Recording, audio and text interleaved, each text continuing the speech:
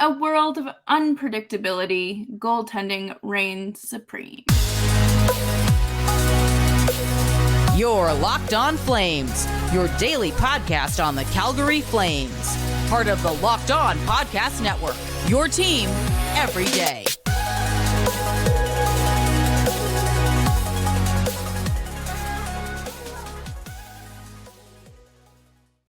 Hello, everyone, and welcome to today's episode of Locked On Flames. As always, I'm your host, Jess Belmosto, joined by my partner in crime, Nick Zararis. Nick, how are you doing on this gorgeous Friday?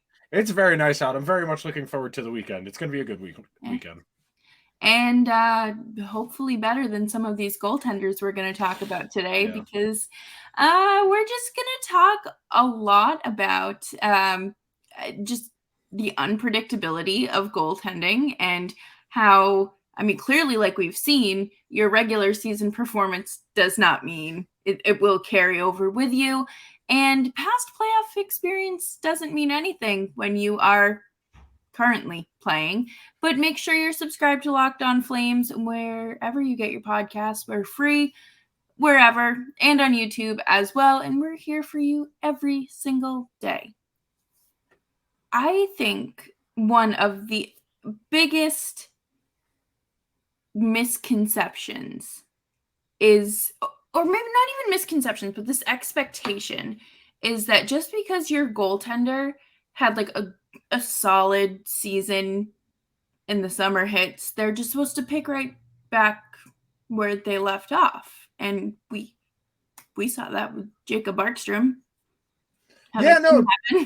Definitely. This is a phenomenon that travels across all sports. It's not exactly the same. Goaltending in soccer is not the same, but generally speaking, the way I like to think about goaltending is comparable to defense in football and basketball and pitching in baseball, where you can be very good for an individual season, but it takes things going right within those things to kind of be sticky year to year. That's typically the barometer for, are you good or are you really good at your job? If you're a Vasilevsky, a Sorokin, a Shesterkin, a UC Saros, a Hellebuck, you have a multi-year period of being consistently good.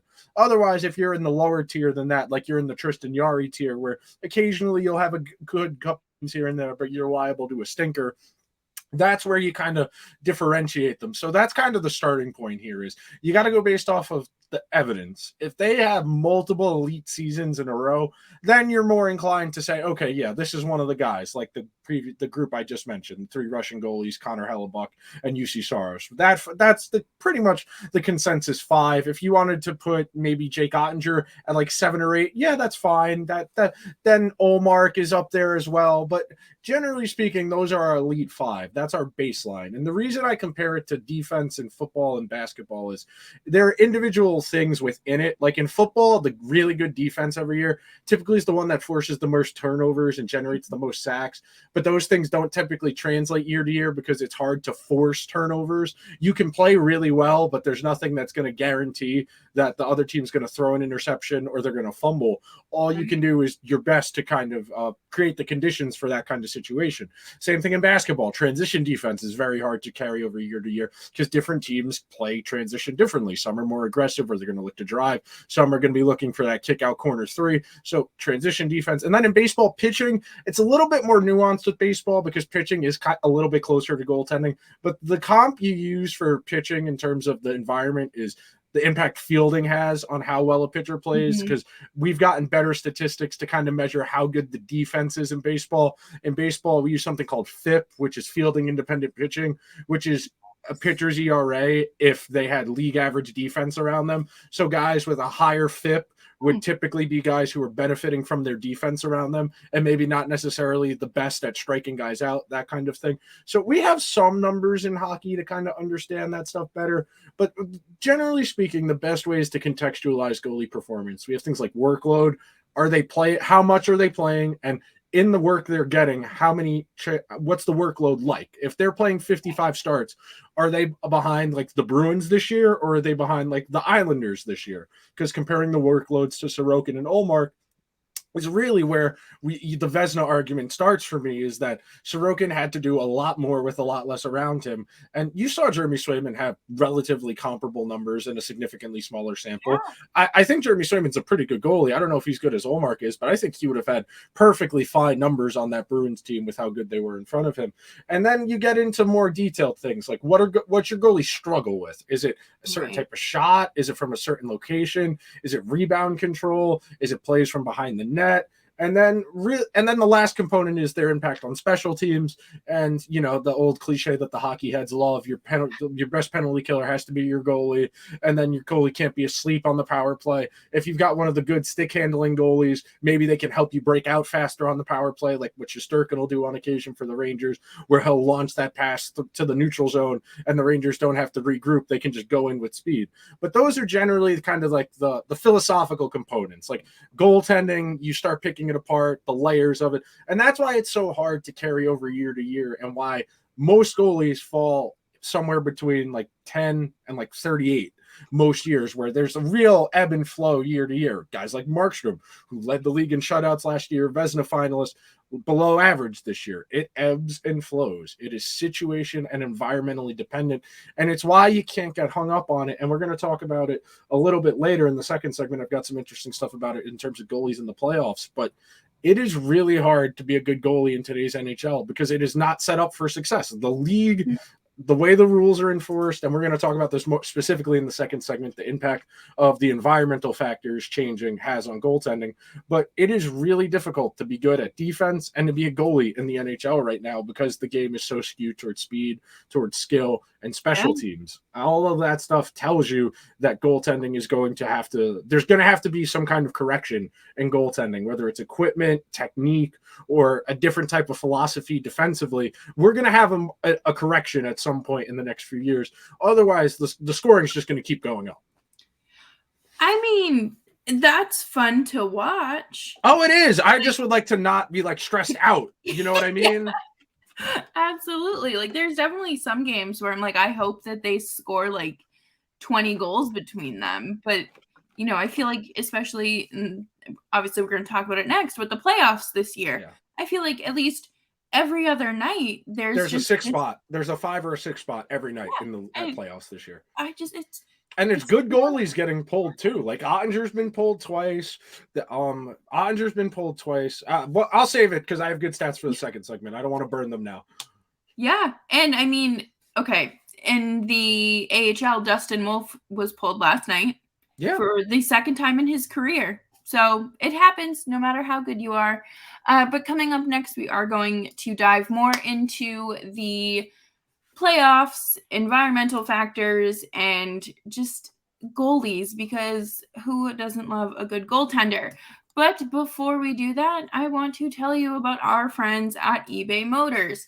For a championship team, it's all about making sure every player is the perfect fit. It's the same when it comes to your vehicle. Every part needs to fit just right. So the next time you need parts and accessories, head to eBay Motors. With eBay's guaranteed fit, you can be sure that every part fits the first time around or your money back. Just like in sports, confidence is the name of the game when you shop on eBay Motors. And with over 122 million parts to choose from, you'll be back in the game in no time.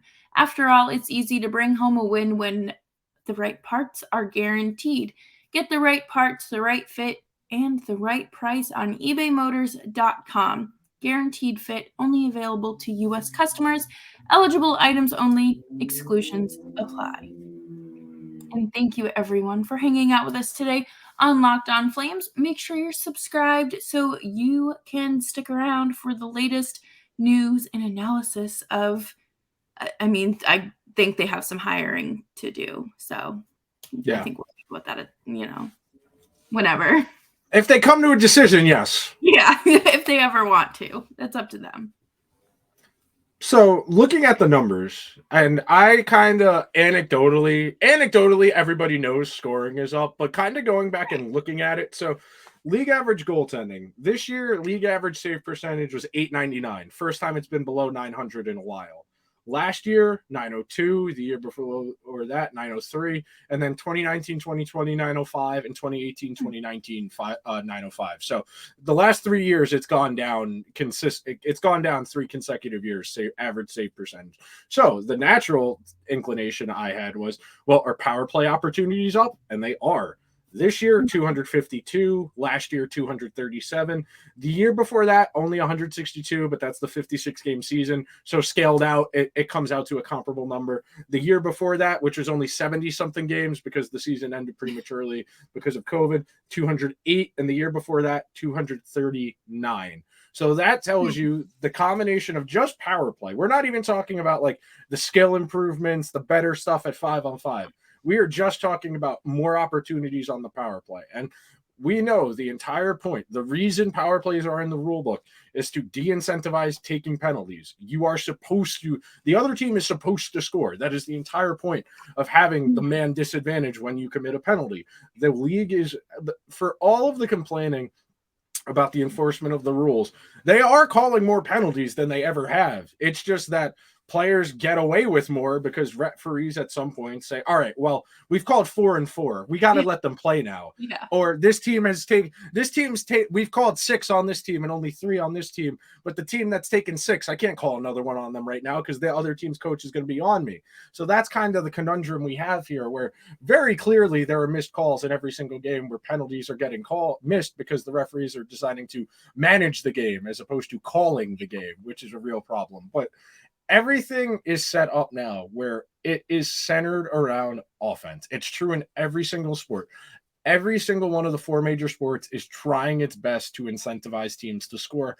Everybody knows offense moves the needle. The NFL looks like the Big 12 did 15 years ago. The NBA is having the highest scoring seasons ever because nobody wants to play defense anymore. The NHL, it is harder than ever to play goaltending because power play opportunities are up.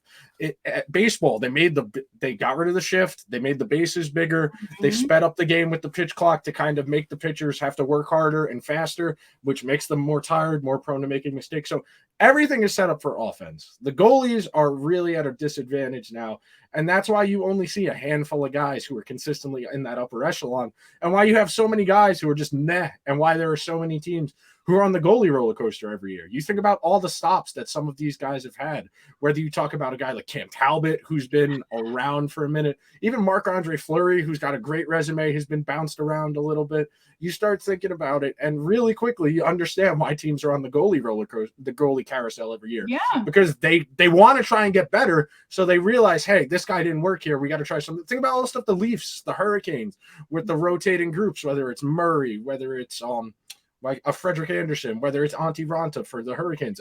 All of these teams are trying desperately to find one of those 5 or 6 guys. And that's why there's always so much movement at that position, because teams realize if a guy doesn't work in that specific environment, it's probably not going to get better unless you can dramatically alter the environment. So you're better off trying to trade out that one guy as opposed to changing the entire team to better situate them. Yeah. And, I think that goalies are probably becoming one of the, I don't want to say less expensive.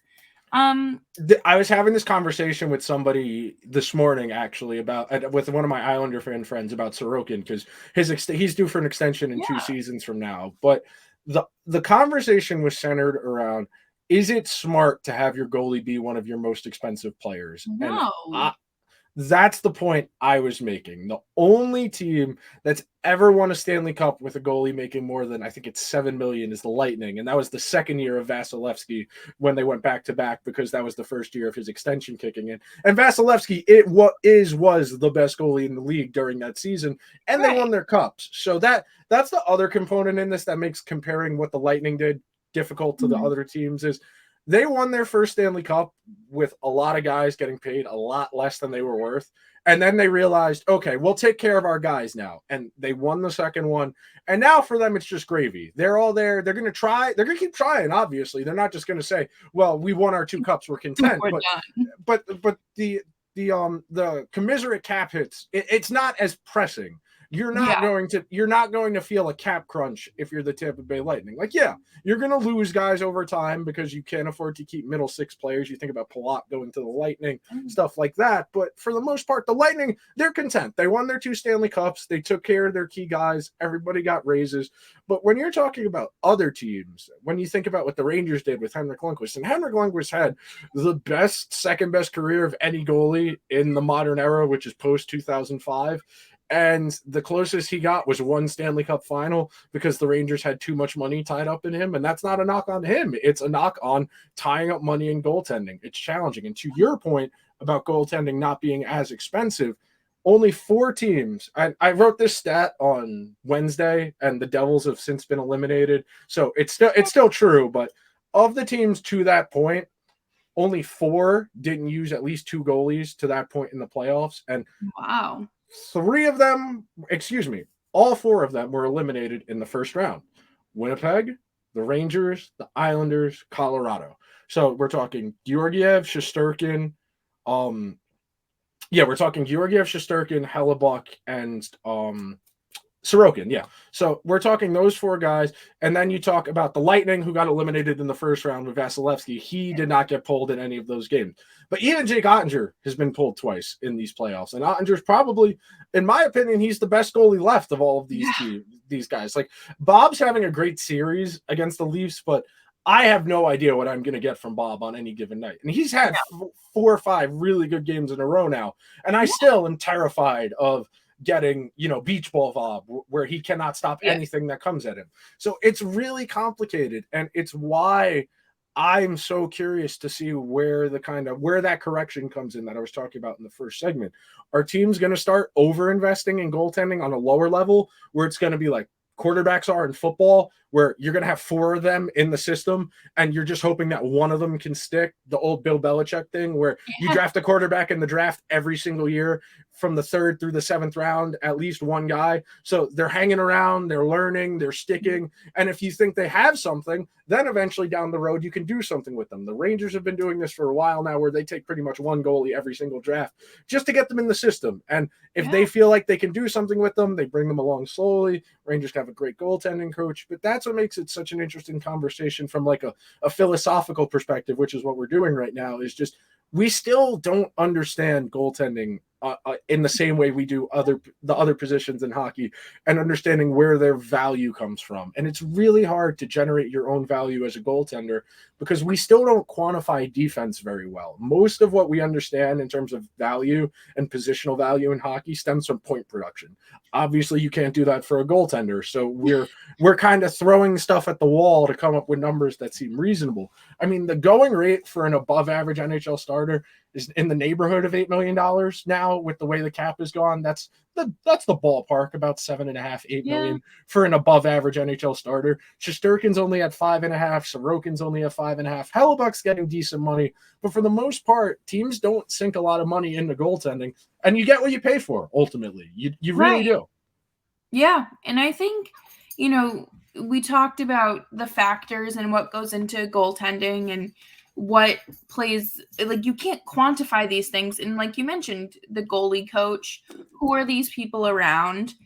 Who are they learning from in their system? Who did they learn from, wherever they were played before? Yeah. Like whether it's college, juniors, wherever.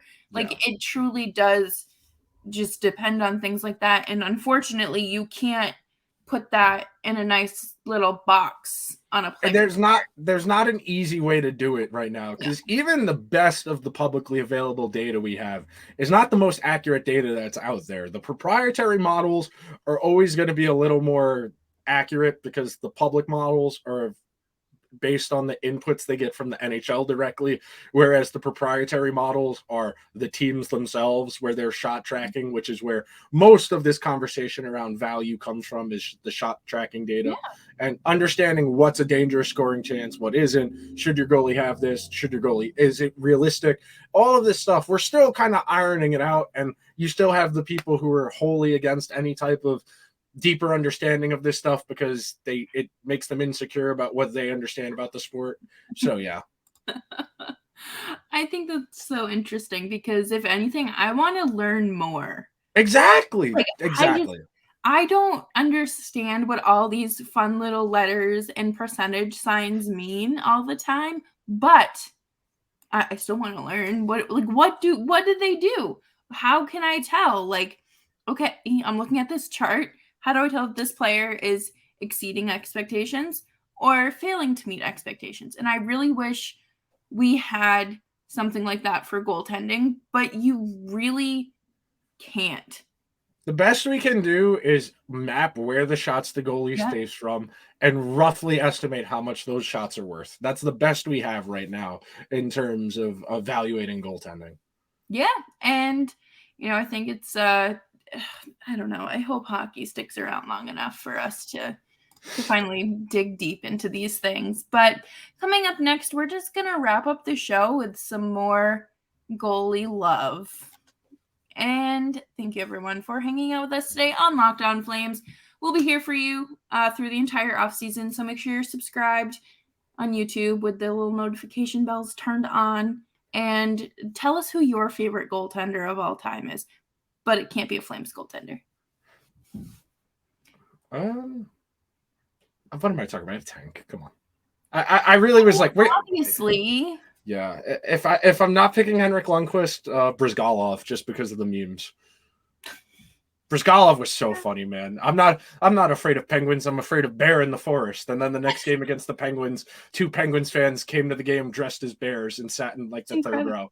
Yeah, or him on 24/7 talking about how big the universe is. I've never seen that. All right, when we're done recording, I'll send you the clip of him talking about the universe being humongous big.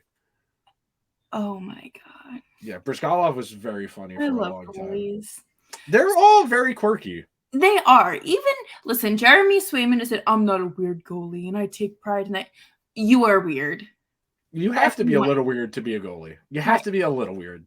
Right. And like, you have to be so focused and so just the hand-eye coordination has to be like 150% at all times.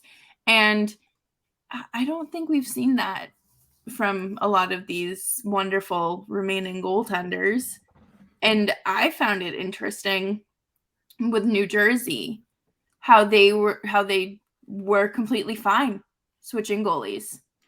So there's different reasons you switch your goalie, obviously. Sometimes it's just this guy's getting shelled. I got to get him out of there because I'm going to need him the next game to kind of get his confidence, to protect his confidence. You'll see that that happens every night across the NHL. A team gives up a quick 2 or 3 in the first period. The coach will get him out of there and send the backup out there. It's just kind of the way I would describe that is kind of letting them cool off. You get them out of there early. You let them detach from the game, reset, get ready for the next one. Then you kind of have what the Devils did in the first round where it wasn't going well with Vanacek in those first 2 games.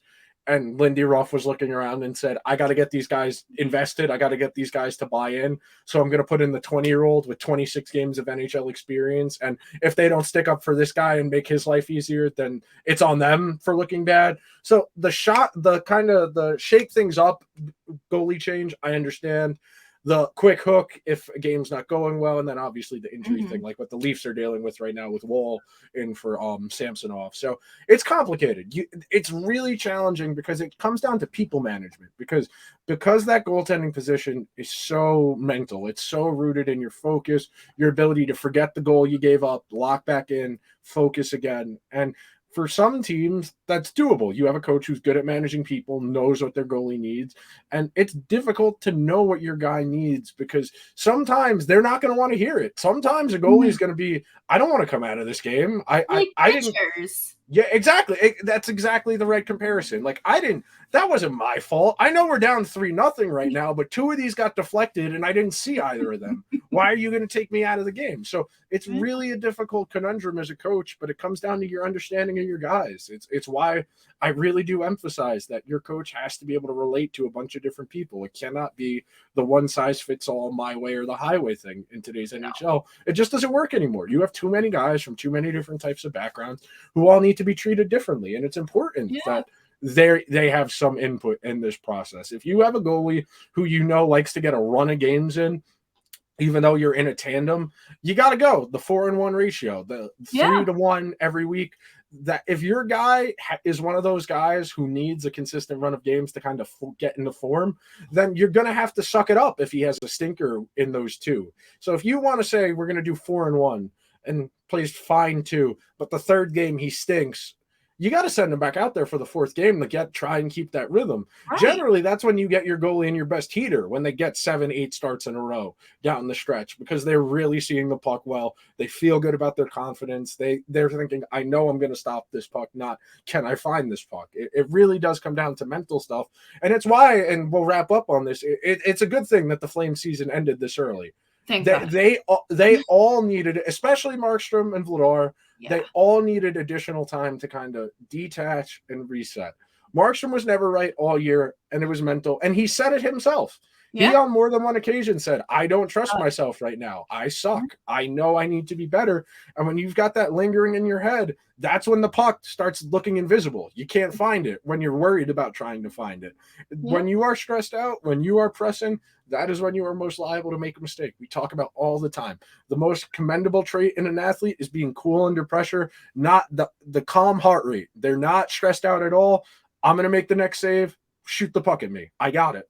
That's really what the Flames are looking for from that position next year. And we're not saying you need Markstrom to be a Vezina candidate, but if Markstrom is a league average goalie with an .899 save percentage, they make the playoffs. No, not a doubt in my mind. They make the playoffs. If he has an .899 or better save percentage, they miss the playoffs by 4 points. That's 2 games.